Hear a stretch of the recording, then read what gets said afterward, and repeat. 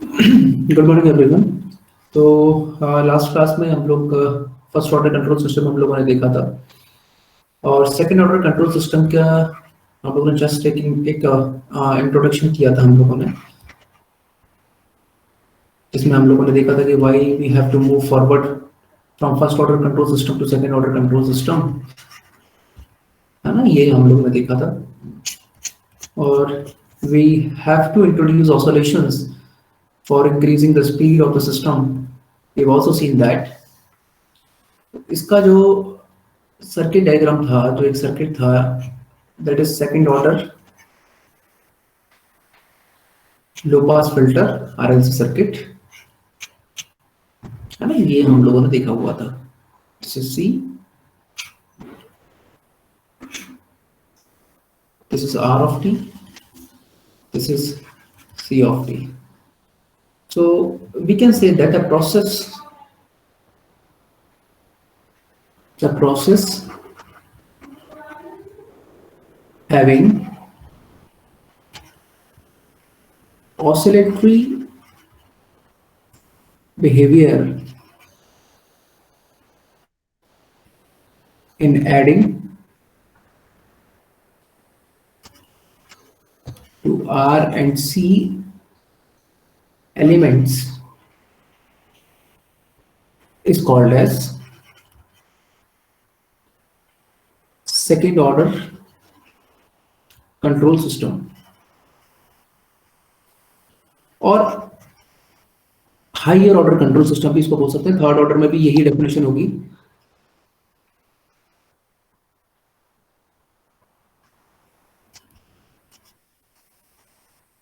ठीक है, जैसे थर्ड ऑर्डर अगर कंट्रोल सिस्टम के बारे में हम लोग बात करें या फोर्थ ऑर्डर कंट्रोल सिस्टम के बारे में हम लोग बात करें, वहां भी ये सब हुआ। ठीक है, तो सबसे पहले वही जो हमने काम फर्स्ट ऑर्डर कंट्रोल सिस्टम में किया था, वही सेम काम हम लोग सेकेंड ऑर्डर कंट्रोल सिस्टम में करेंगे। First we will convert this electrical circuit into Laplace domain. तो जो आर है वो तो आर ही रहेगा, है ना। और जो एल है ये एल एस हो जाएगा लाप्लास डोमेन में, ये सभी को पता है। और जो सी है that will be converted into 1/SC, है ना। ये सब चीजें होती हैं लाप्लास डोमेन में। So for the transfer function P of S, we know that that is C of S upon R of S। ठीक है, यहां से हम निकालेंगे। सो यहाँ पर लूप एक ही है, करंट एक ही फ्लो होगा। So we can say that I of S equal to R of S upon R plus LS upon 1/SC। ठीक है, यहाँ से C of S की वैल्यू फिर क्या आ जाएगी, ये C of S है आपका, है ना, this is R of S। तो C of S हो जाएगा आपका जनरली कि इस कैपेसिटर के अक्रॉस जो वोल्टेज ड्रॉप हो रहा है दैट इज, ठीक है। सो 1/SC into I of S। तो C of S की वैल्यू आएगी that is 1/SC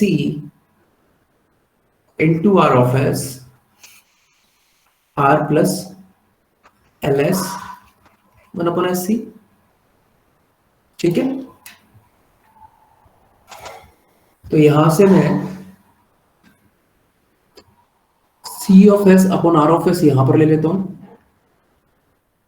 1/SC R plus LS 1/SC। I will take SC common, so it will be LC S square plus SRC plus 1 divide by SC। SC cancel हो जाएंगे, तो C of S upon R of S equal to 1 upon, मैं S square के form में लाना चाहता हूं तो I will take LC common, that is S square plus RC upon LC plus 1/LC। ठीक है, now here C of S upon R of S equal to 1/LC को मैं ऊपर ले गया, that is S square plus C cancel out हो जाएगा, that is, और यहाँ पे एक S और रहेगा, है ना, एक S और रहेगा, plus RYLS plus 1 upon LC.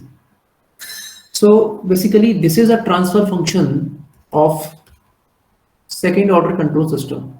This is a transfer function of second order control system. ठीक है, अब यहां पर हम कुछ पैरामीटर्स को मानेंगे, जिसमें उन पैरामीटर्स को मानने के बाद में जो एक जनरल और standard form second order control system जो आता है, that is omega N square plus s square plus 2 zeta omega N S plus omega N square.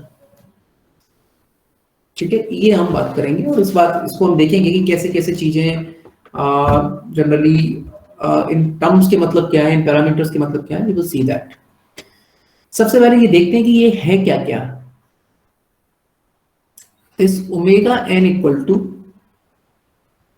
Natural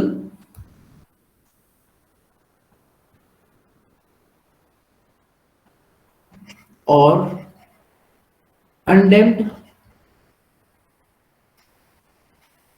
frequency of oscillation. Zeta is damping ratio और zeta omega इनके जो multiply होता है उसको हम लोग बोलते हैं damping factor. Zeta omega equal to alpha equal to damping factor. ये सब नॉमेनक्लेचर्स हैं। सर ये जीटा क्या है, सर ये ओमेगा इन क्या है, सर ये जीटा ओमेगा जिसको हम अल्फा कह रहे हैं वो क्या है, we will see each and everything. ठीक है, सो मेरे पास में आज सेकंड ऑर्डर कंट्रोल सिस्टम का जो ट्रांसफर फंक्शन है वो आ गया, that is t of s equal to omega N square upon S square plus 2 zeta omega N s plus omega n square. This is a standard form of second order control system. Standard form of second order control system. You must remember this formula. ये formula आप सभी को याद रहना चाहिए because this is very important and it will I think be used in the whole subject. आने वाली सभी यूनिट्स में इसका यूज होगा, तो you have to remember this formula. But जो हमारा जो जनरली जो सेकंड ऑर्डर कंट्रोल सिस्टम जो भी आया था with I think with the use of the basic circuit elements, that is 1 upon LC upon S square 2 Z sorry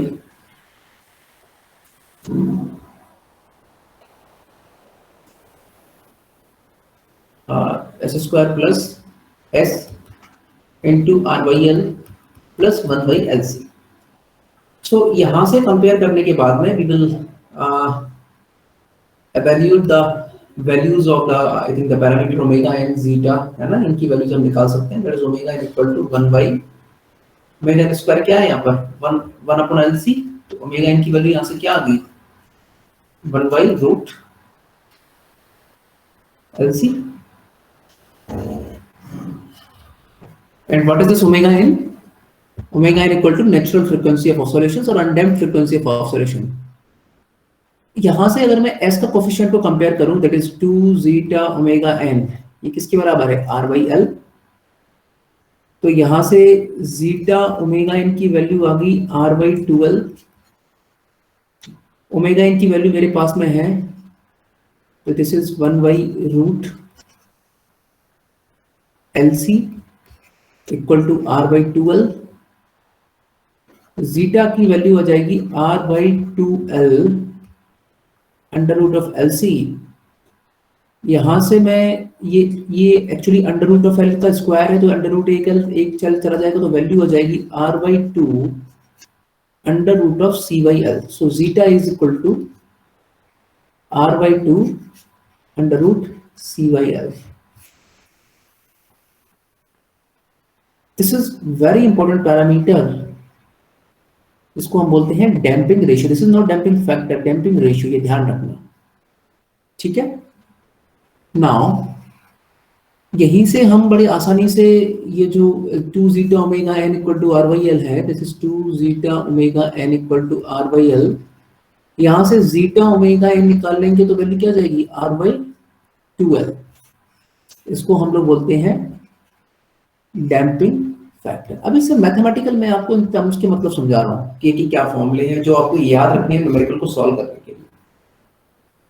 ठीक है, ये बात आपको समझ में आ गई? ये आपको याद रखना है जनरली, जिससे कि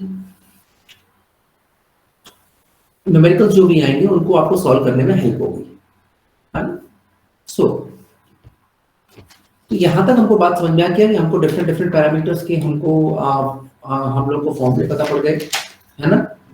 अब सबसे पहले तो इसका ब्लॉक डायग्राम बना लेते हैं, है ना? इसका ब्लॉक डायग्राम बना लेते हैं। तो ट्रांसफर फंक्शन जो हमारा निकल कर आया था that is omega N square upon S square plus 2 zeta omega N S plus omega N square. So इसको अगर मैं यूनिटी फीडबैक कंट्रोल सिस्टम बनाने की कोशिश करूं, so it will be like that omega N square upon s plus 2 zeta omega n c of s r of s and this is your block diagram of unity feedback second order control system. तो आपको पता है sir, यहां से आप निकाल लेंगे sir, transfer function होता है g of s upon 1 plus g of s h of s। h of s की वैल्यू यहाँ है, g of s की वैल्यू आपको मेंशन है, आप निकालेंगे तो वही ट्रांसफर फंक्शन निकल के आ जाएगा, that is t of s equal to omega n square upon s square plus 2 zeta omega ns plus omega n square.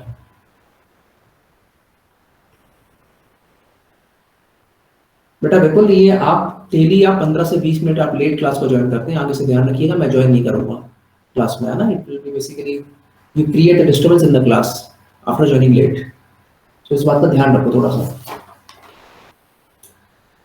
सो ये चीज तो हमें समझ में आ गई सर, हमने बेसिक ब्लॉक डायग्राम देख लिया, बेसिक ट्रांसफर फंक्शन देख लिया। अब बात आगे बढ़ते हैं। मैंने आप लोगों को बताया था कि अगर कोई एक रेशनल आपके पास में ट्रांसफर फंक्शन है, रेशनल ट्रांसफर फंक्शन है आपके पास में t of s equal to n of s upon d of s, where n of s is the denominator, n of s is the numerator of the transfer function and d of s is the denominator of the transfer function. The roots of the numerator equal to 0, they are called as zeros of the transfer function. Zeros of the transfer function. This d of s is the denominator and the roots of the denominator equal to 0 are called as poles of the transfer function. ये मैं बता चुका हूं already, जब मैं आपको first unit बता रहा था तो मैंने आपको बताया था कि what are the zeros and what are the poles of the transfer function. I have mentioned that, है ना? सभी को ये पता होगा। और मैंने आपको ये भी बताया था कि दिस डिनोमिनेटर इक्वल टू 0 को ही हम कहते हैं characteristic equation.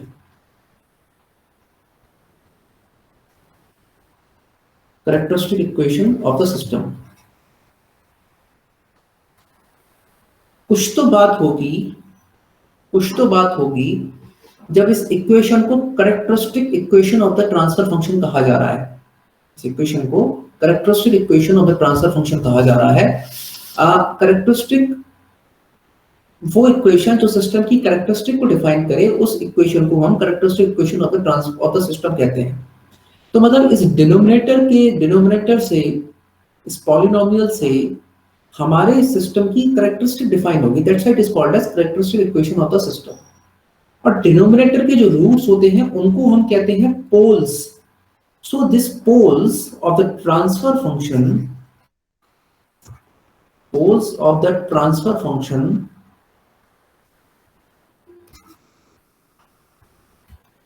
is very important. It defines the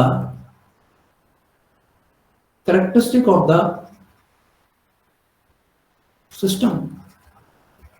और अगर मैं आपको क्लियर वे में बोलना चाहूँ और मैं आपको थोड़ा सा स्पेसिफाई करना चाहूँ तो ये पोल्स की जो लोकेशन है, ये जो लोकेशन ऑफ पोल्स है, जो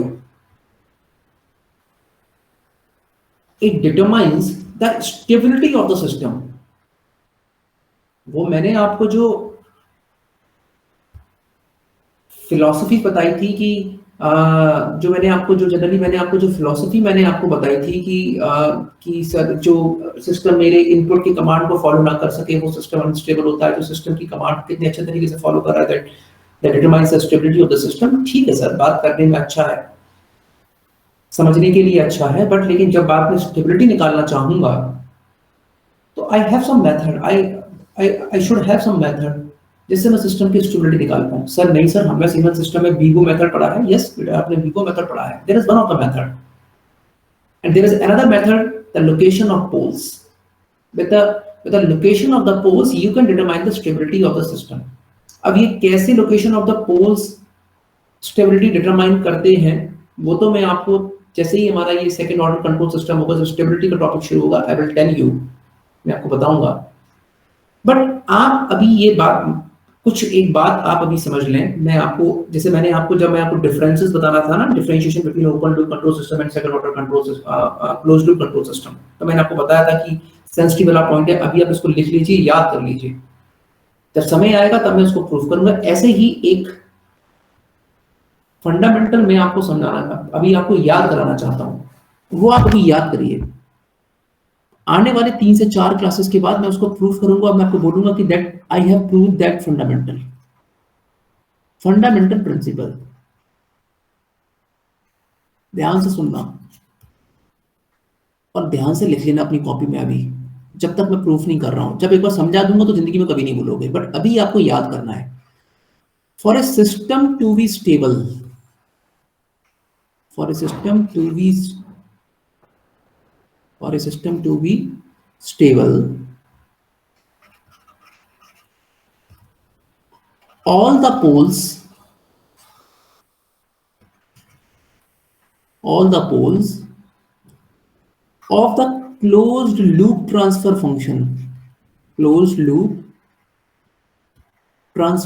ये ध्यान रखना, ओपन लूप ट्रांसफर फंक्शन नहीं, closed loop transfer function must lie on the left hand side of S plane, left hand side of S plane। ठीक है, मतलब किसी भी सिस्टम को स्टेबल होने के लिए, उसके क्लोज लूप ट्रांसफर फंक्शन के पोल्स की location left hand side of S plane होना चाहिए।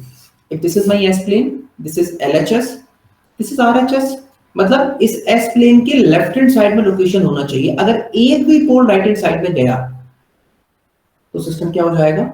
System will become unstable. Sir अगर राइट हैंड साइड में सिस्टम अनस्टेबल हो जाएगा, लेफ्ट हैंड साइड में सिस्टम स्टेबल होगा, what about the imaginary axis? This is the imaginary axis, this is the Y axis. इस Y axis पर system जो होगा, अगर एक भी पोल वाई एक्सिस पर पहुंच गया तो system will be marginally stable. अभी ये बस पॉइंट को याद रखो आप, ठीक है? अभी सिर्फ याद रखो कि सिस्टम को स्टेबल होने के लिए left hand side of S plane, system को राइट हैंड साइड अगर एक भी पोल गया तो अनस्टेबल। अगर सिस्टम का एक भी पोल अगर इमेजिनरी एक्सिस पे आया तो it will B marginal stable. क्या होगा? मार्जिनल स्टेबल हो जाएगा। और उसमें फिर रिपीटेड पोल्स क्या होते हैं, वो सब चीजें we will see that after some time. तो ये बात सब लोग याद रख सकते हो, इसमें किसी को दिक्कत है? अभी कुछ समय के लिए ये याद रख लोगे, ठीक है? मैं चीजें प्रूव करूंगा तब सारी चीजें समझ में आएंगी आप लोगों को। चलिए, ये पॉइंट तो समझ में आया। अब थोड़ा सा बाद में आपको लाप्लास जो पैरामीटर होता है दैट इज एस। क्या मुझे कोई बता सकता है इस एस की वैल्यू क्या होती है? ये एस की वैल्यू क्या होती है? एनीवन कोई मुझे बता सकता है? What is the value of this S? Anyone? चलो, इस एस की जो वैल्यू होती है that is sigma plus J omega, sigma plus J omega, ठीक है। अब ये सिग्मा प्लस जे ओमेगा बेसिकली क्या रिप्रेजेंट करते हैं, पहले मैं आपको ये समझा दूं फिर हम आगे बढ़ेंगे। दिस सिग्मा टर्म मतलब real part, this sigma is a real part of the S plane, real part of S plane determines the amplitude of the determines the amplitude nature determines the sorry एक minute, determines the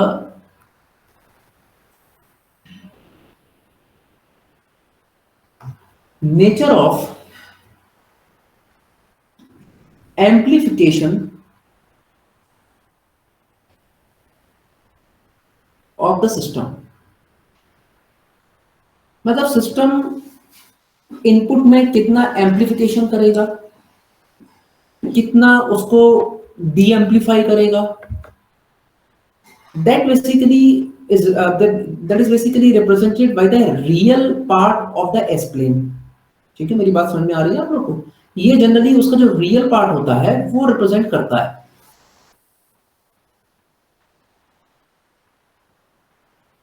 और ये जो जे omega वाला part है जिसको हम imaginary part कहते हैं,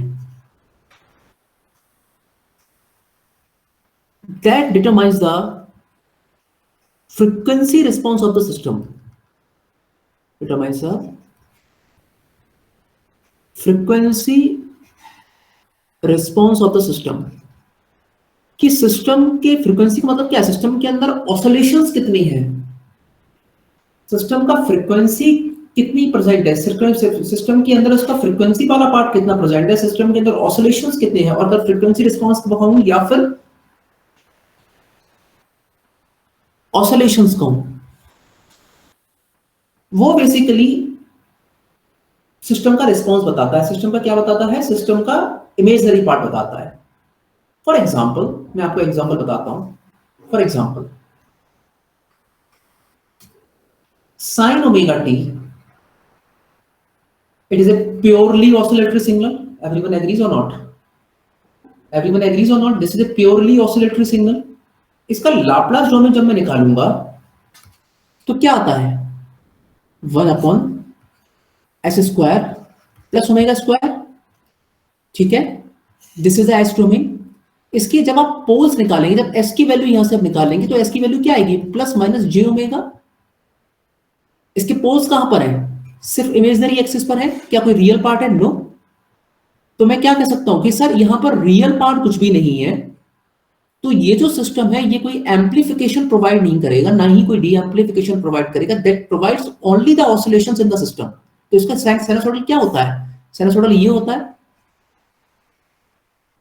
दिस इज 1 दिस इज -1। तो ये सिस्टम में सिर्फ ऑसिलेशंस है, कोई एम्प्लीफिकेशन और डी एम्प्लीफिकेशन नहीं है साइनसॉइडल फंक्शन के अंदर। ये तो सभी को बात पता है ना, क्योंकि यहां पर कोई रियल पार्ट नहीं है सर, यहां पर सर कोई रियल पार्ट नहीं है एस प्लेन, एस की वैल्यू के अंदर या एस प्लेन के अंदर जो कि एम्प्लीफिकेशन के लिए रिस्पांसिबल होता है। There is only imaginary part is available. Okay, you agree to this point? If a second example I will take, this is exponential decaying function e to the power -at। इसका Laplace domain क्या होता है, 1 upon s plus a। अगर मैं e की power -at u of t कर दूं तो what is the Laplace transform of this e की power -at ut, which is 1 plus s 1 upon s plus a। अगर इसको मैं s प्लेन के अंदर ड्रॉ करूं इसका पोल, तो there pole must exist at -a। और आप जानते हैं कि एक्सपोनेंशियल फंक्शन एक डिकेइंग फंक्शन होता है हमेशा। तो क्या इसके अंदर कोई ऑसिलेशंस है, no sir, there is no oscillation, there is only de amplification. ये सिस्टम किसी भी ये जो कैरेक्टरिस्टिक है, ये ग्राफ है, ये किसी भी इनपुट के साथ में ये सिस्टम मल्टीप्लाई कर दे तो वो इनपुट के एम्पलीट्यूड को डी एम्प्लीफाई करेगा, क्योंकि इसका नेचर ही एक्सपोनेंशियल डिकेइंग फंक्शन है। There is no oscillation present because आप s की वैल्यू को आप देखेंगे तो s equal to only -s। क्या कोई इमेजिनरी पार्ट है, अगर इमेजिनरी पार्ट होता तो हाँ सर, तो कुछ ना कुछ ऑसिलेशन सिस्टम के अंदर जरूर होते, बट कोई इमेजिनरी पार्ट तो है नहीं, तो there is no oscillation present in the system.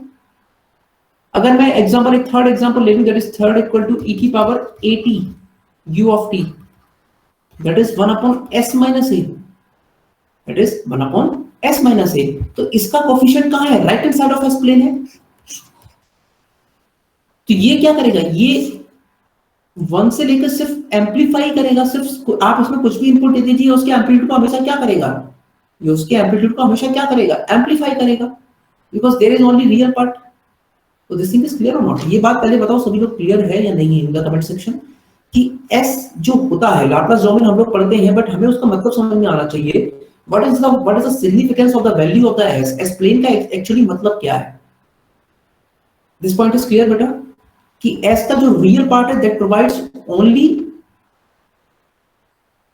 The amplification और D amplification, and the imaginary part only represents the oscillation. और किसी ऐसा कोई सिस्टम जिसमें ऑसिलेशंस भी, जिसमें रियल पार्ट भी है और इमेजिनरी पार्ट भी, तो क्या होगा, वहां एम्प्लीफिकेशन भी होगा और ऑसिलेशंस भी होंगे। अभी हम लोग देखेंगे, हम लोग अभी जब हम लोग स्टेप रिस्पांस या इंपल्स रिस्पांस निकालेंगे, we will see that. Okay, I hope this point is clear everyone, है ना। चलिए, तो अब आगे बढ़ते हैं।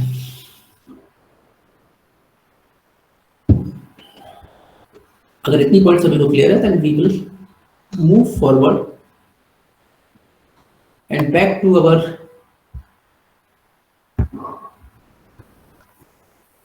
Second order control system.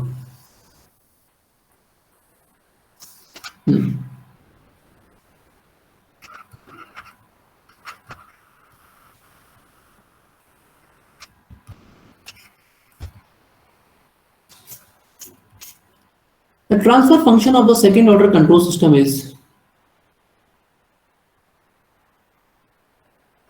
omega n square upon s square plus omega n square. So can you tell me what is the characteristic equation of the second order control system? Sir, second order control system जो है वो है हमारा, इसका characteristic equation जो है that is S square plus 2 zeta omega NS plus omega N square. यहां से मैं सिस्टम के पोल्स निकाल सकता हूं। अच्छा, पहले तो आप मुझे बताइए कि this is a characteristic equation, इस इक्वेशन का ऑर्डर क्या है। सर इस इक्वेशन का ऑर्डर सेकंड है, because there are two roots present in this characteristic equation, that's why it is also called the second order control system, क्योंकि यहां पर पोल्स कितने हैं, 2, that's why it is called the second order control system. Sir वहां पर poles कितने थे, 1 थे, वहां पर सिर्फ एक ही पोल था, that's why it is called as first order control system. ऐसे ही ऐसा कोई हो जिसमें रूट्स की जो रूट्स का जो ऑर्डर है वो थर्ड होगा डिनोमिनेटर का, या जहां पर 3 पोल्स प्रेजेंट होंगे, then it will be called as third order control system. ठीक है, सो यहां से मैं पोल्स की लोकेशन निकालना चाहूं तो sir this is a characteristic equation, this is a quadratic equation, and we know that of the rules for finding out the formula for finding out the roots of this quadratic equation is minus b plus minus b square minus 4ac and the root of 4a। ठीक है, तो यहाँ से थोड़ा सा 2 है तो यहाँ से निकाल सकते हैं, that is s equal to minus 2 zeta omega n plus minus b square, that is 4 zeta square omega n square minus 4ac, 4 into 1 1 into 1 divide by 2। ठीक है, यहां से हम लोग देखेंगे minus 2 zeta omega N plus minus 4 को मैं बाहर ले रहा हूं उसका रूट के बाहर, तो क्या जाएगा 2 जीटा स्क्वायर ओमेगा, सॉरी मैंने कुछ गलती कर दी है क्या यहाँ पर, हाँ यहाँ पर 4 ओमेगा एन स्क्वायर आ जाएगा ना, यहाँ पर 4 AC है ना, तो 4 ओमेगा एन स्क्वायर है ना, zeta square omega N square minus 1 upon 2। ठीक, यहां से 2 कैंसिल हो जाएगा, तो s की वैल्यू आएगी s equal to minus zeta omega N plus minus zeta square, यहाँ पे भी ओमेगा एन स्क्वायर आएगा ना, ओमेगा एन स्क्वायर, हाँ minus zeta square omega N square minus omega N square. यहां से ओमेगा एन को मैं बाहर ले लूं तो minus zeta omega N plus minus omega N under root of zeta square minus 1।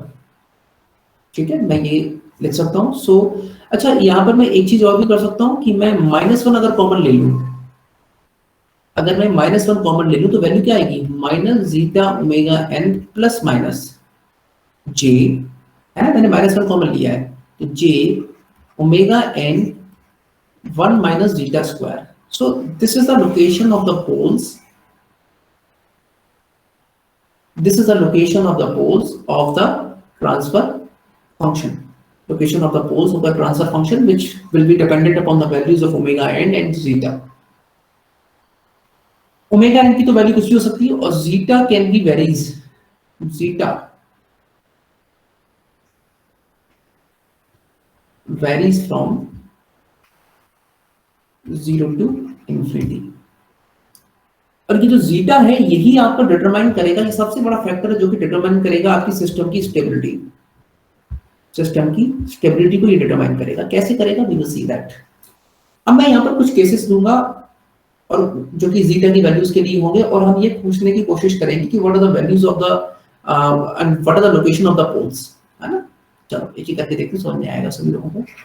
Cases, case 1, when zeta equal to 0, अगर zeta की वैल्यू को मैं 0 कर दूं तो आप मुझे बताएं लोकेशन ऑफ द पोल्स क्या होगा। -0 plus minus j omega n 1 minus 0, मतलब इसकी लोकेशन ऑफ द जो पोल्स आ गई that is plus minus j omega n। This is the case 1 when zeta equal to 0। तो आप मुझे बताइए, अगर आप एस प्लेन देखें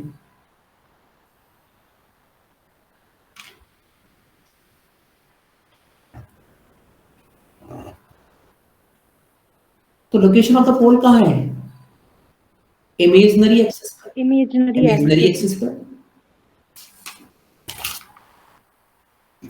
एक j ओमेगा n और एक माइनस j ओमेगा n। तो सर यहां पर जो सिर्फ इमेजिनरी पार्ट प्रेजेंट है तो सिस्टम जो मेरा होगा that will be purely oscillatory, कोई एम्प्लीफिकेशन कोई डी एम्प्लीफिकेशन नहीं होगा। ये बात सभी लोग एग्री कर रहे हैं, प्योरली क्या होगा, ऑसिलेटरी होगा। So this system is not good. मैं आपको समझाऊंगा क्यों। Except for producing oscillations. क्यों, ऐसा क्यों, देखो आपको पता है कि सेकेंड ऑर्डर कंट्रोल सिस्टम में हम फर्स्ट ऑर्डर कंट्रोल सिस्टम से हम लोग सेकेंड ऑर्डर कंट्रोल सिस्टम में जाना चाह रहे हैं। क्यों, अपनी स्पीड को फास्ट करने के लिए। स्पीड को फास्ट करने के लिए मैं चाहता हूं कि सिस्टम के अंदर ऑसिलेशंस आ जाए तो सिस्टम की स्पीड क्या होगी, फास्ट होगी। बट अगर मैं इंपल्स इनपुट दे रहा हूं या अगर मैं स्टेप इनपुट दे रहा हूं तो तुम क्या चाहोगे। ठीक है सर, आपने सिस्टम के अंदर ऑसिलेशंस को इंट्रोड्यूस करा दिया, दैट्स गुड, सिस्टम की स्पीड बढ़ी। बट अगर मैं स्टेप इनपुट दे रहा हूं देन आई वांट दैट कि मेरा जो आउटपुट है वो जल्दी से जल्दी कहां पहुंचे, यूनिट एम्पलीट्यूड पे पहुंचे, मतलब 1 पे पहुंचे। तो ऑसिलेशंस भले ही हो लेकिन वो ऑसिलेशंस जल्दी से जल्दी खत्म हो जाने चाहिए सर, क्योंकि मेरा इनपुट क्या दिया है, मैंने इनपुट दिया है ut and ut is 1 for t is greater than 0। तो जितने जल्दी मेरे सिस्टम के ऑसिलेशंस खत्म होंगे सर उतने ही जल्दी मेरा क्या होगा, सिस्टम स्टेबल होगा। बट अगर मैंने ऐसा सिस्टम ले लिया जिसमें जीटा की वैल्यू 0 है, जिसके पोल्स में सिर्फ इमेजिनरी पार्ट है, जिसमें जहां पर कोई भी एम्प्लीफिकेशन और डी एम्प्लीफिकेशन नहीं है, तो क्या सिस्टम के अंदर ऑसिलेशंस कभी खत्म होंगे? No sir, this is purely oscillatory signal. चाहे आप यूनिट स्टेप इनपुट दें, चाहे आप इंपल्स इनपुट दें, चाहे आप रैंप इनपुट दें, ऑसिलेशन सर कभी खत्म नहीं होगी, क्योंकि सिस्टम की प्रॉपर्टी प्योरली ऑसिलेटरी है। ये सिस्टम को सिर्फ ऑसिलेटरी ही बनाएगा। सिस्टम के अंदर सिर्फ ऑसिलेशंस ही होंगे, वो ऑसिलेशन कभी खत्म ही नहीं होंगे। तो सर ये सिस्टम अच्छा नहीं है, first point. Because we want oscillation, that's true, but we want them died out very fast, वो बहुत जल्दी खत्म हो जाए, वो हम चाहते हैं। ऑसिलेशंस रहें लेकिन जल्दी खत्म हो, तभी सिस्टम मेरा स्टेबल बनेगा। और सेकंड केस जो मैंने आपको फंडामेंटल प्रिंसिपल मैंने आपको बताया ही था कि सिस्टम को अगर आप स्टेबल बनाना चाहते हैं तो सिस्टम की जो पोल्स की लोकेशन है that must lie on left hand side of S plane. But यहां पोल्स कहां है, इमेजिनरी एक्सिस पर। तो मैंने आपको बताया था कि अगर इमेजिनरी एक्सिस पे मेरे पोल्स प्रेजेंट हैं तो system will be marginally stable. तो this system is not stable. Marginally stable का मतलब है the system is at the verge of unstability, मतलब अनस्टेबल बस होने ही वाला है। वो थोड़ा सा भी इमेजिनरी एक्सिस से पोल अगर राइट हैंड साइड में गया the system will B unstable. So it is at the, बोलते हैं ना कि खाई है, खाई में कूदी तो तुम मर जाओगे, बस तुम खाई के टिप पर खड़े हुए हो, जैसे ही तुम बस एक कदम तुमने आगे बढ़ाया that you will get lost. Okay, so this system is at the verge of instability. That's why it is called as marginally unstable. तो सर ये बात तो समझ में आ गई कि जीटा इक्वल टू जीरो होने से, जीटा इक्वल टू जीरो होने से सिस्टम अच्छा नहीं है। तो जीटा की वैल्यू जीरो तो नहीं हो सकती सर। आपको अपने सिस्टम ऐसा चूज करना है जहां पर जीटा की वैल्यू क्या हो, जीरो ना हो। सेकंड केस, मैं एक्चुअली ये सारे केसेस से आपको ये समझाने की कोशिश कर रहा हूं कि जीटा की बेस्ट पॉसिबल वैल्यू क्या है जो आपको चूज करनी, बिकॉज जीटा तो can be varied from zero to infinite, but you have to basically clearly mention कि मतलब आपको पता होना चाहिए कि द बेस्ट पॉसिबल जीटा की केस क्या है। The second category, the second case which I will take is zero से जीटा की वैल्यू क्या हो, 1 के बीच में हो। अच्छा, इस तरह के सिस्टम जो होते हैं जहां पे जीटा है ही नहीं, जीटा का एक्चुअली नाम क्या था, डैम्पिंग रेशियो। तो जहां पर जीटा नहीं होता, जहां पे जीटा की वैल्यू जीरो होती है, उस केस को हम बोलते हैं undamped condition. Undamped condition, damping का मतलब, मैं आप लोग जानते हैं डैम्पिंग का मतलब क्या होता है। डैम्पिंग आपको ध्यान में, स्प्रिंग में एक डैम्पिंग रेशियो होता था कि जिसको हम लोग बोलते थे डैम्पिंग कांस्टेंट होता था। डैम्पिंग मतलब होता है किसी चीज को दबाना। कोई अगर ज्यादा बोल रहा है, उसको अगर हम रोक दें तो उसको बोलेंगे कि हमने इसका डैम्पिंग कर दिया। डैम्पिंग, यहाँ पर डैम्पिंग का मतलब है ऑसिलेशंस को दबाना, ऑसिलेशंस को खत्म करना, that is means of damping. तो ये जीटा इक्वल टू जीरो वाला जो केस है, यहाँ पर ऑसिलेशंस तो बिल्कुल खत्म नहीं हो रहे, that's why it is called as undamped condition. यहाँ कोई ऑसिलेशन खत्म नहीं होगा, ऑसिलेशन विल बी सस्टेन्ड। जो आपने ऑसिलेशन इंट्रोड्यूस की है that will be sustained oscillation will present. इसलिए इसको कभी-कभी बोल देते हैं कि sustained oscillations are present, sustained oscillations are present in this case। ठीक है, now case 2, zero equal to zeta से लेके 1, इस केस को पहले बोलते हैं अंडर डैम्पिंग, इसको बोलते हैं अंडर डैम्प्ड कंडीशन। अब वो कैसे बोलते हैं हम देखते हैं। Sir, we know that the location of the poles s equal to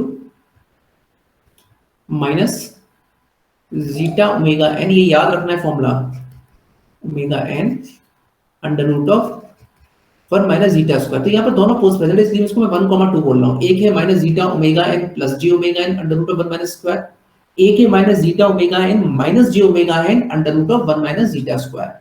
अब देखो ध्यान से, लोकेशन कहाँ है पोल्स की। सर जीटा ओमेगा एन ये सब पॉजिटिव होते हैं, जीटा की वैल्यू 0 से 1 के बीच में है ना। और क्या कहते हैं, omega N is also frequency, natural frequency of oscillation, that is also omega N, ये बात सभी को पता है। अब देखो ध्यान से यहाँ पर, sir minus zeta omega N कुछ कहीं लेफ्ट साइड में होगा, that is minus zeta omega N, है ना, यहाँ पर कहीं होगा लेफ्ट साइड में। अब इस वाले टर्म को देखो, इमेजिनरी वाले पार्ट को, omega N root 1 minus zeta square. Zeta square की वैल्यू क्या है, जीटा स्क्वायर की वैल्यू क्या है, 0 से 1 के बीच में zeta square is also in between 0 and 1। तो 1 माइनस जीटा स्क्वायर क्या होगा, पॉजिटिव होगा। ये पॉजिटिव होगा तो कोई दिक्कत नहीं है, तो ये इमेजिनरी वाला पार्ट एक रहेगा, इमेजिनरी वाला पार्ट रहेगा ना, क्योंकि ये पॉजिटिव है, तो ये कोई एक वैल्यू आ जाएगी ओमेगा एन इनटू समथिंग, और ये जीटा क्योंकि जे यहाँ पर प्रेजेंट है, तो ये क्या है, इमेजिनरी पार्ट रहेगा। तो मतलब अगर मैं ये बोलूं जे ओमेगा एन 1 रूट यहां पर है और minus J omega N under root of 1 minus zeta square यहां पर है, तो पोल्स की लोकेशन कुछ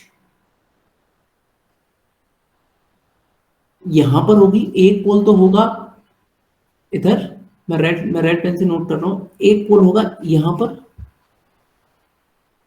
ठीक है। तो क्या आप मुझे देख के ये बता सकते हैं कि pole will be on the left hand side of S plane और right hand side of S plane, anyone. Suppose left hand side of S plane में है या right hand side of S plane, suppose are on the left hand side of S plane.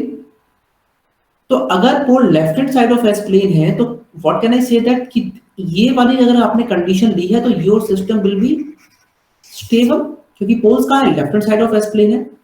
चलो अब ये बात तो समझ में आ गई। तो सर पोल जो है वो कुछ इस तरीके का है मेरा, a minus A plus minus J B, कुछ इस तरीके का है है ना। तो अगर ये प्लस माइनस जेबी की वजह से ये बात तो समझ में आ रही है सर, सिस्टम के अंदर ऑसिलेशन 101% बनेंगे होंगे। ये बात समझ में आ रही है कि नहीं आ रही है सर? ये बात तो बिल्कुल समझ में मुझे आ रही है कि इस प्लस माइनस जेबी की वजह से, इमेजिनरी पार्ट की वजह से मेरे सिस्टम के अंदर ऑसिलेशंस 101% होंगे, क्योंकि इमेजिनरी पार्ट प्रेजेंट है, वो सिस्टम के ऑसिलेटरी बिहेवियर को शो करता है। लेकिन सर इसके साथ में एक रियल वाला पार्ट भी है। वो रियल वाला पार्ट या तो एम्पलीफिकेशन करेगा या डी एम्पलीफिकेशन करेगा। और इसके लिए मैंने आपको एक एग्जांपल बताया था कि अगर रियल वाला पार्ट, इन दोनों एग्जांपल से ध्यान से समझने की कोशिश करो सभी लोग। अगर रियल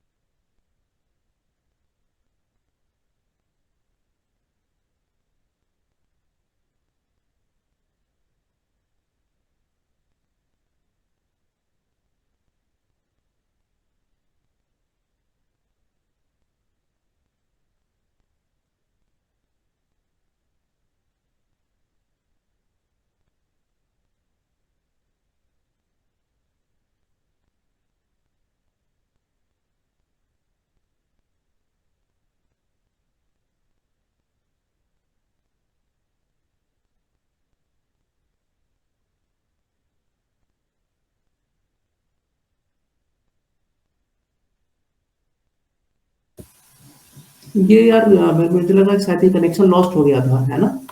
तो ये मुझे बता सकते हो कि मैं कहाँ से तुम लोग का कनेक्शन लॉस्ट हो गया था? तो ये मैं तो बोलता रहा हूँ कंटिन्यूसली। सर केस सेकंड के बाद। के सेकंड के बाद, एक मिनट। ये केस टू कुछ भी अपन एक्सप्लेन नहीं कर पाया था मैं। सर केस 2 कर दिया था आपने, जब उसके बाद बता रहे थे नहीं आया फिर। अच्छा अच्छा, मैं चलो फिर से एक बार बता देता हूँ। ये केस टू में मैंने ये एम्पलीफिकेशन डी एम्पलीफिकेशन ये सब चीजें मैंने बात हो पाई थी हमारी? एनीवन? केस टू में कहाँ तक बात हो पाई थी मुझे? सर आप एस इक्वल टू ए की कंडीशन दोनों बता रहे थे, जब पॉजिटिव होगा जब नेगेटिव होगा। चलो चलो मैं फिर से एक बार एक्सप्लेन कर देता हूँ, है ना यार, ये क्योंकि वरना ये बिल्कुल कंफ्यूजिंग हो गया होगा। चलो चलो ध्यान से देखो।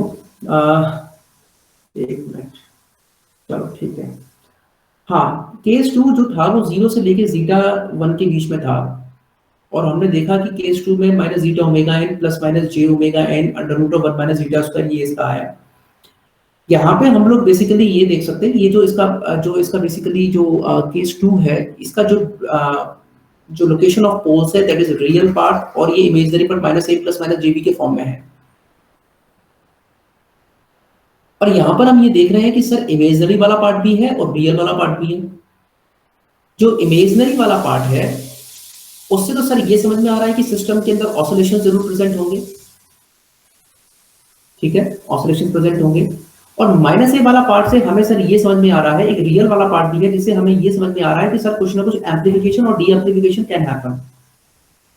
पोल्स की लोकेशन देख के पहली बात तो हमें ये समझ में आ जाना चाहिए कि सर ये दोनों जो पोल्स है वो left hand side of S plane में है, जिसकी वजह से सिस्टम मेरा क्या होगा, स्टेबल होगा। तो ये चीज क्लियर होगी। अगर आप ऊपर वाला एग्जांपल खोल के देखें तो आपको ये बात समझ में आती है कि सर अगर रियल वाला जो पार्ट है या किसी भी पोल का, वो अगर लेफ्ट हैंड साइड में एग्जिस्ट करता है केस टू एस की एस इक्वल टू माइनस ए, तो सर सिस्टम में डी एम्प्लीफिकेशन होगा। और थर्ड वाला केस देख के सर समझ में ये आता है कि अगर ये पोल राइट हैंड साइड में है, थर्ड केस मतलब राइट हैंड साइड में एस की वैल्यू इक्वल टू ए है, तो यहां पर एम्प्लीफिकेशन होगा। अब आप ध्यान से देखो इस वाले केस को। सर यहां पर इमेजिनरी वाला पार्ट है तो ऑसिलेशंस है, लेकिन जो पोल का रियल वाला पार्ट है वो लेफ्ट हैंड साइड में है, तो डी एम्प्लीफिकेशन होगा ना कि एम्प्लीफिकेशन, क्योंकि मैंने ऊपर वाला एक एग्जांपल देखा था e की पावर 80। तो मतलब सर इस केस से मुझे ये समझ में आया कि सिस्टम के अंदर ऑसिलेशंस भी होंगे, और वो ऑसिलेशंस क्योंकि डी एम्प्लीफिकेशन है की प्रॉपर्टी है सिस्टम के अंदर, तो वो उन ऑसिलेशंस को डी एम्प्लीफाई करता हुआ चला जाएगा। तो यही तो मैं चाहता हूं मेरे सेकंड ऑर्डर कंट्रोल सिस्टम के अंदर, क्योंकि first order control system sluggish in nature था, तो मैंने ऑसिलेशंस को इंट्रोड्यूस कराया। बट मैं ये चाहता हूं कि ये स्पीड बढ़ा के ये ऑसिलेशन जल्दी से जल्दी खत्म हो जाए, और यूनिट स्टेप इनपुट में या इंपल्स इनपुट है मुझे अपना एक इनपुट स्टडी स्टेट में मिले। अगर यूनिट स्टेप है तो 1 मिले और इंपल्स है तो वो 0 हो जाए। So this case is a ideal case sir, ये सबसे बेस्ट पॉसिबल केस है सर। क्यों है ऐसा? क्योंकि सर ये बेस्ट पॉसिबल केस सर इसलिए है कि सर इस सिस्टम के अंदर ऑसिलेशंस भी हैं, और ऑसिलेशंस के साथ साथ वो जल्दी से जल्दी खत्म भी हो रहे हैं। So this is the best possible realistic case. Sir voice lag हो रही है बहुत ज्यादा। वॉइस लैग हो रही है बहुत ज्यादा? अरे बाकी सबको भी लैग हो रही है क्या? सर क्लियर है। बेटा एक बार चेक करो, बेटा आप एक बार चेक करो, मेरे हिसाब से तो मेरे यहाँ क्लियर है, बाकी सब अच्छे बता रहे हैं। एक बार आप अपने फिर से रीजॉइन करके देखो एक बार। तो ये समझ में आ रहा है कि sir this is the best possible case, क्योंकि ऑसिलेशंस भी हैं और ऑसिलेशंस जल्दी से जल्दी खत्म भी हो रहे हैं with the help of D amplification. So this is the best possible case. अगर ये गलती से minus A plus J P की जगह ए प्लस जे बी हो जाता, तो क्या होता है कि दोनों पोल्स राइट हैंड साइड में आ जाते हैं, और आपको पता है कि oscillation plus minus J B की वजह से होता, लेकिन ये माइनस ए की जगह प्लस ए होता तो सिस्टम एम्प्लीफिकेशन प्रोवाइड करता, मतलब जो ऑसिलेशंस है वो सारे के सारे क्या हो रहे हैं, एम्प्लीफाई हो रहे हैं। मतलब ऑसिलेशंस हैं और वो एम्प्लीफाई हो रहे हैं, मतलब ऑसिलेशंस बढ़ते हुए चले जा रहे हैं।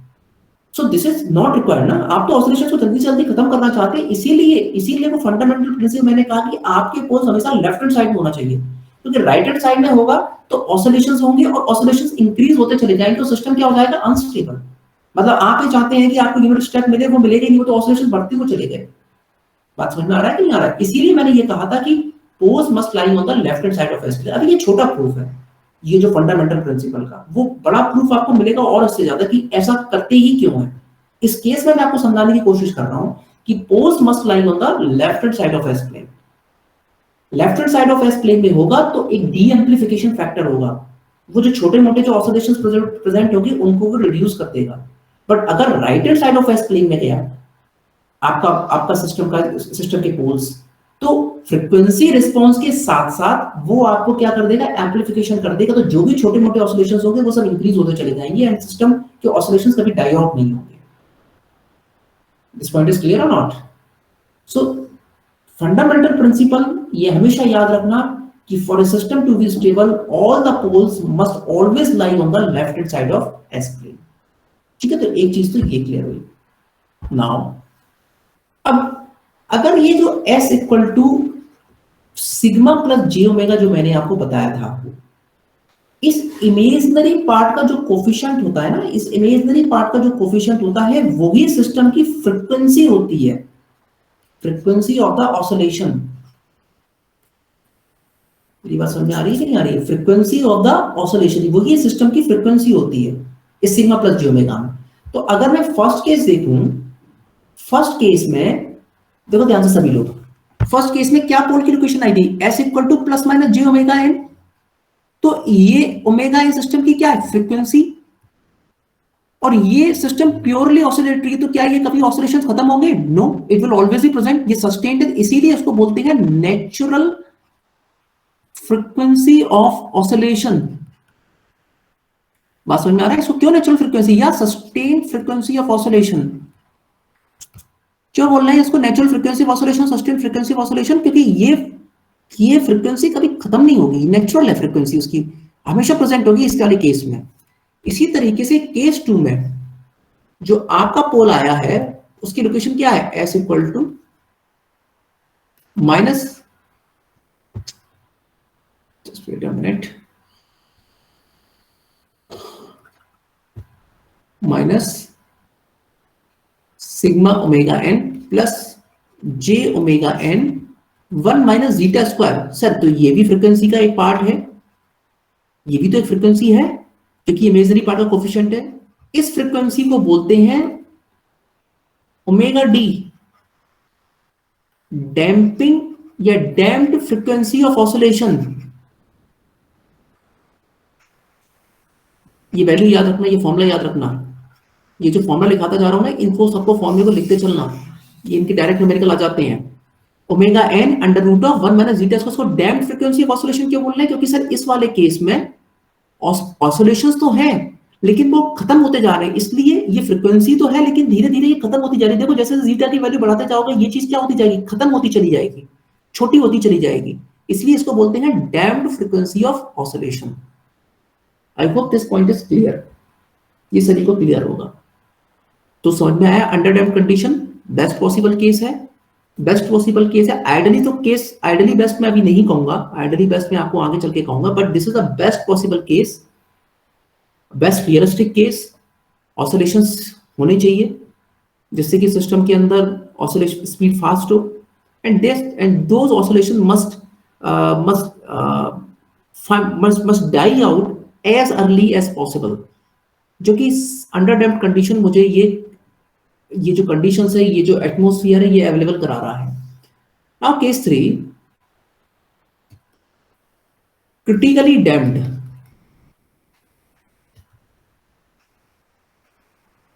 क्रिटिकली डैम्प्ड कंडीशन या इसको बोलते हैं परफेक्टली डैम्प्ड कंडीशन।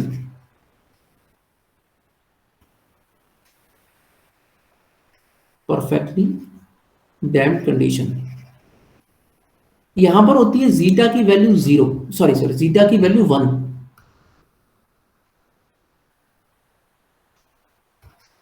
यहां पर अगर मैं पोल्स की लोकेशन निकालना चाहूं तो आता है minus zeta omega N plus minus J omega N under root of 1 minus zeta square,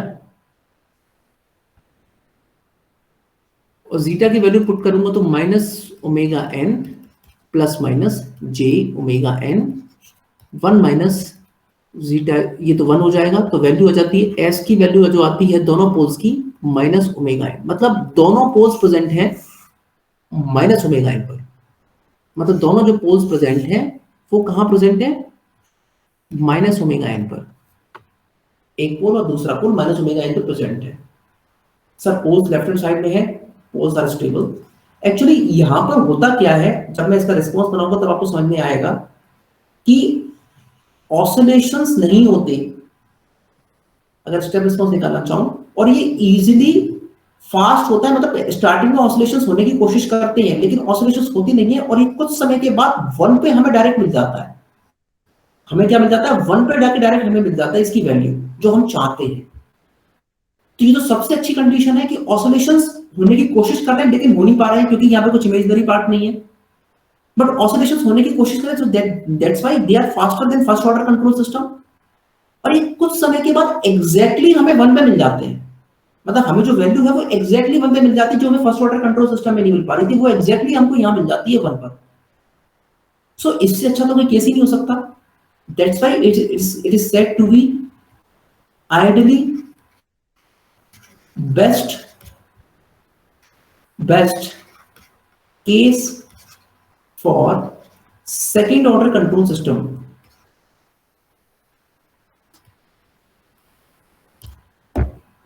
but इसके साथ दिक्कत क्या होती है? इसके साथ दिक्कत ये होती है कि यहां पे जीटा की वैल्यू 1 है, ध्यान से आप लोग देखना, जीटा की वैल्यू 1 है, और जीटा की वैल्यू क्या होती है? r/2 under c by l।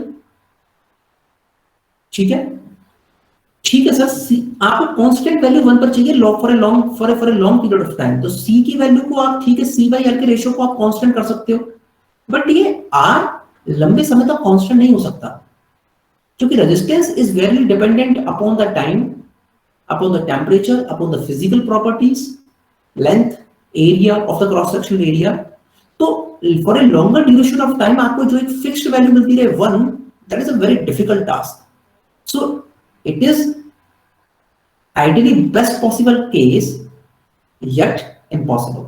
ये best it is best ideally, मतलब ideally अगर बात की then this is the best case for second order control system, but yet impossible, yet unrealistic। हम जीटा की वैल्यू 1 को लंबे समय तक कांस्टेंट नहीं कर सकते, तो इसीलिए critically damped conditions they are the best for reading purpose, for studying purpose, but जब यूज करने की बारी आती है तो अभी still underdamped condition is the best real case for designing the second order control system। I hope this point is clear। And the last case is overdamped condition। overdamped condition overdamped condition होती है zeta is greater than 1। तो अगर मैं यहां पर case निकालने की कोशिश करूं तो minus omega N plus minus J omega N root of 1 minus zeta square. तो आप लोग को ये चीज पता है कि सर अगर जीटा की वैल्यू 1 से बड़ी होगी तो ये वाला पूरा पार्ट क्या हो जाएगा? नेगेटिव हो जाएगा। तो मैं फिर से वही वाला केस करता हूं कि मैं -1 को कॉमन ले लेता हूं, -1 minus omega N plus minus omega N square -1। मैंने क्या किया? मैंने जीटा मैंने जे को कॉमन ले लिया, -1 को कॉमन ले लिया, -1 को कॉमन लूंगा तो जे स्क्वायर क्या हो जाएगा? -1। और चूंकि प्लस माइनस है तो इसलिए मैंने माइनस प्लस नहीं किया, प्लस माइनस किया। जो दोनों पोल्स होंगे वो पोल्स कोई ना कोई एक माइनस आ जाएगा, एक प्लस आ जाएगा। इनके पोल्स की लोकेशन को मैं अगर ड्रॉ करने की कोशिश करूं तो देखो इसमें कोई भी इमेजिनरी वाला पार्ट नहीं, सिर्फ रियल वाला पार्ट है। तो माइनस ओमेगा एन तो यहां पर है।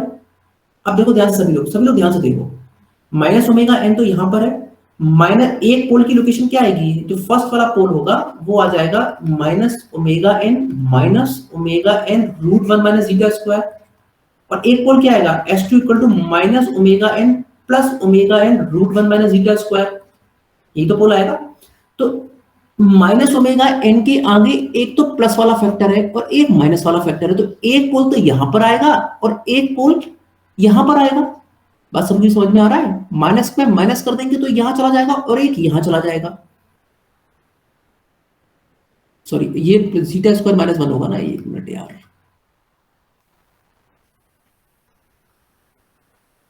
जस्ट वेट अ मिनट,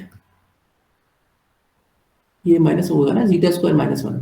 हाँ, तो एक पोल तो यहां जाएगा, एक पोल यहां जाएगा। और ये ओवरडैम्प्ड कंडीशन क्या होती है? Zeta greater than 1। तो सर इस कंडीशन में तो देखो दोनों पोल से वो लेफ्ट हैंड साइड में, दोनों पोल से लेफ्ट हैंड साइड में सिस्टम क्या होगा? स्टेबल होगा। बट जैसे जैसे वैल्यू को आप जीटा की वैल्यू को आप इंक्रीज करते जाओगे तो देखो एक पोल तो इधर की तरफ मूव करता जाएगा और एक पोल इधर की तरफ मूव करता जाएगा। बात समझ में आ रही है सभी को? एक पोल तो और लेफ्ट हैंड साइड में जाता जाएगा और एक पोल राइट हैंड साइड की तरफ जाता जाएगा। जैसे जैसे ये पोल जीटा की वैल्यू बढ़ाते जाओगे ये इधर की तरफ जाता जाएगा, ये इधर की। लेकिन सर आपने कहीं जीटा को अगर इतना बढ़ा दिया कि ये जीटा मूव होते होते होते अगर राइट हैंड साइड में पहुंच गया तो सिस्टम क्या हो जाएगा? अनस्टेबल। तो इसीलिए ओवरडैम्प्ड कंडीशंस को यूज नहीं करते, क्योंकि it may become unstable for higher values of zeta. For higher values of zeta, जैसे जैसे जीटा की वैल्यू इंक्रीज होती जाएगी सिस्टम अनस्टेबल होता चला जाएगा। So this is the case. और दूसरा क्या है कि यहां पर बिल्कुल भी ऑसिलेशंस नहीं है, ये इट इज हाईली ओवरडैम्प्ड कंडीशन। तो इसीलिए ये वाले जो ओवरडैम्प्ड वाले जो होते हैं कंडीशंस होती हैं, जो सिस्टम्स होते हैं, they are sluggish in nature. ये स्लगिश होती हैं, थोड़े से स्लो होते हैं। इनकी डैम्पिंग करती है लेकिन ज्यादा करती। क्रिटिकली डैम्प में क्या था, ये परफेक्टली क्रिटिकली डैम्प की। तो ये जनरली अगर मैं यूनिट स्टेप नीचे निकालने की कोशिश करूं तो ये जनरली पहुंच ही नहीं पाते, उससे पहले ही ओवरडैम्प्ड हो जाते हैं, ये 1 तक पहुंच ही नहीं पाते हैं। अब अगर मैं आपको सारे में अगर आपको ड्रॉ करने की कोशिश करूं तो देखो ये जो होता है, एक मिनट, थोड़ा आपको आइडिया होगा इससे। वैसे तो हम अभी ये हम लोग अभी रिस्पॉन्स बनाएंगे अगली क्लास में, तो मैं लेकिन आपको ये एग्जांपल देने की कोशिश करता हूं। Undamped, underdamped, critically damped. इनका अगर मैं आपको स्टेप रिस्पॉन्स अभी समझाने की कोशिश करूं, अभी जब हम ड्राइव करेंगे तो हम निकालेंगे। अगर अनडैम्प्ड ये है, ठीक है, दिस इज 1 स्टेप रिस्पॉन्स निकालना हूं, तो अनडैम्प्ड में परफेक्टली ऑसिलेशंस रहते हैं। बात समझ में आ रहा है? ये ऑसिलेशंस कभी खत्म ही नहीं होते, तो इसीलिए ये केस अच्छा नहीं है। क्रिटिकली डैम्प्ड में क्या होता है, दिस इज 1, ये ऑसिलेशन होने की कोशिश तो करता है लेकिन ये एग्जैक्टली 1 पे आके ये ऊपर जाने की कोशिश कर रहा है, इस 1 से अनडैम्प्ड की तरह इस 1 से ऊपर जाने की कोशिश कर रहा है, लेकिन ये एग्जैक्टली 1 पे आके डैम्प्ड हो जाता है। तो ये सबसे अच्छा कंडीशन है कि ऑसिलेशंस होने की कोशिश की तो फास्ट हुआ, बट ऑसिलेशंस हो ही नहीं पाए, उससे पहले इसको एग्जैक्टली 1 पे जाकर डैम्प कर दिया। बट उसके लिए जीटा की वैल्यू क्या चाहिए? 1 चाहिए। That's very difficult to maintain, that's why it is not practically possible case. और जो अंडर डैम्प्ड होता है इसमें क्या है, ऑसिलेशंस तो होते हैं बट ये ऑसिलेशन सस्टेन की जगह धीरे धीरे धीरे धीरे धीरे धीरे डिक्रीज होते चले जाते हैं। ऑसिलेशंस रहा तो फास्ट रहा, और ये ऑसिलेशंस क्यों डिक्रीज हो रहे हैं? बिकॉज वहां पर s equal to minus zeta omega n है। एक रियल पार्ट उसका नेगेटिव साइड में जो कि डी एम्प्लीफिकेशन दे रहा है, जो ऑसिलेशंस को डिक्रीज करता चला जा रहा है, वो यहां पर नहीं है। यहां पे कोई रियल वाला पार्ट ही नहीं, इसलिए ये ऑसिलेशन सस्टेन रहे। और ओवरडैम्प्ड जो कंडीशन होती है